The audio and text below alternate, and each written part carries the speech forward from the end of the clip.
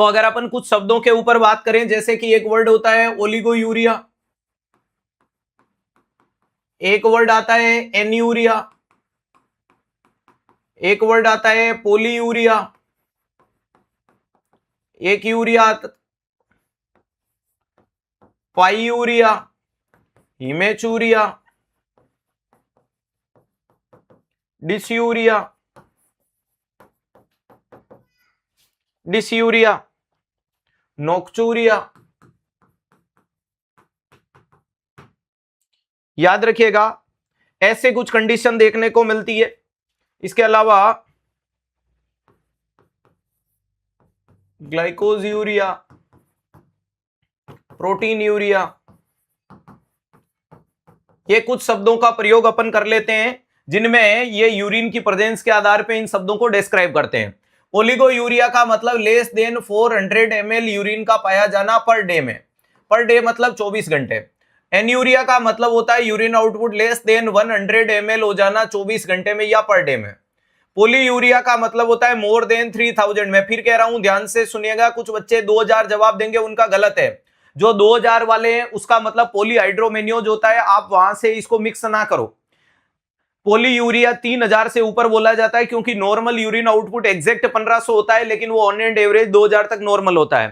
ठीक है। पाईयूरिया का मतलब पस का पाया जाना, क्या पाया जाना? यूरिन में पस पाया जाना। इमेचूरिया का मतलब ब्लड या आरबीसी का पाया जाना, यूरिन में ब्लड या आरबीसी का पाया जाना। डिसयूरिया का मतलब यूरिन में डिफिकल्टी का देखा जाना, डिफिकल्टी बोल दो या पेनफुल यूरिनेशन बोल दो, डिफिकल्टी बोल दो या पेनफुल यूरिनेशन बोल दो। नोक्चूरिया का मतलब नाइट में यूरिन ज्यादा लगना, excessive urine at night time, nocturia. Glycosuria का मतलब यूरिन में ग्लूकोज का या शुगर का पाया जाना, ग्लूकोज का या शुगर का पाया जाना। और प्रोटीन यूरिया का मतलब यूरिन में प्रोटीन की कंसंट्रेशन का दिख जाना। ऐसे कुछ शब्दों का, कीटोन यूरिया का मतलब यूरिन में कीटोन मिल जाना। एक वर्ड और आ जाता है कीटोन यूरिया, कीटोन यूरिया का मतलब यूरिन में कौन मिल जाएगा? कीटोन मिल जाएगा। यूरिन में कौन मिल जाता है? कीटोन मिल जाता है। तो ये तमाम चीजें कुछ इस प्रकार से देखी जाती है। ये तमाम शब्द अपन इसके लिए काम में लेते हैं। मैंने पहले भी बताया था कि ओलिगो यूरिया को डिफाइन करो तो 400 ml बोल देना, कोई दिक्कत नहीं। कई बार अपन बोल देते हैं less than 30 ml per hour, ये भी ठीक है, लेकिन सबसे सटीक जवाब है लेस देन 0.5 ml पर KG. Best and best answer कौन सा होता है? किलो वाला होता है, ध्यान रखिएगा। अगर आप मुझसे पूछोगे कि सर ओलिगो यूरिया के लिए क्या डेफिनेशन होगी, तो मैं बोलूंगा लेस देन 400 ml पर 24 आवर्स। क्या ये बात सही है? तो आपने बोला सही है। दूसरे नंबर पे आपने मुझसे पूछा कि क्या less than 400 ml per day वाली बात सही है, तो मैंने बोला ये भी सही है। फिर आपने पूछा कि क्या less than 30 ml per hour वाली बात सही है, तो मैंने बोला ये भी सही है।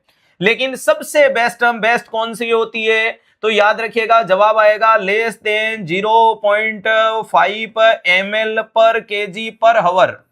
ध्यान रखिएगा, ये सबसे बेस्ट आंसर होता है। अगर आपका यूरिन आउटपुट आधा ml पर केजी पर आवर से कम हो गया तो ये बेस्ट आंसर होगा। याद रखिएगा, इसलिए कि कल को मैं आपको नॉर्मल पूछूं तो आप 430 बोल देना, कोई दिक्कत नहीं है। आप और मैं सब रट करके बचपन से आधी उम्र अधेड़ उम्र आगे यही पढ़ रहे हैं। लेकिन अगर मैं सवाल में लिख देता हूं एक 70 किलो का इंसान है, उसमें ओलिगो यूरिया कब होगा? ऑप्शन नंबर ए दूंगा लेस देन 30 ml, ऑप्शन दूंगा लेस देन 35, ऑप्शन सी दूंगा लेस देन 40, ऑप्शन 4 दूंगा लेस देन 45। आप सब लोग आंख मीच के उत्तर दोगे लेस देन 30, लेकिन वो गलत है, क्योंकि 70 किलो के इंसान में पूछा तो लेस देन 35 वाला आंसर होगा, ये मान के चलिएगा। 80 किलो का होगा तो लेस देन 40 जाएगा, 90 किलो का होगा तो लेस देन 45 आएगा।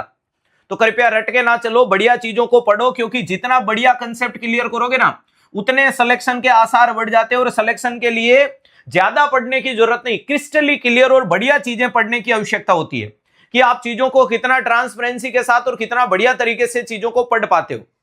क्लियर है? ध्यान रखिएगा।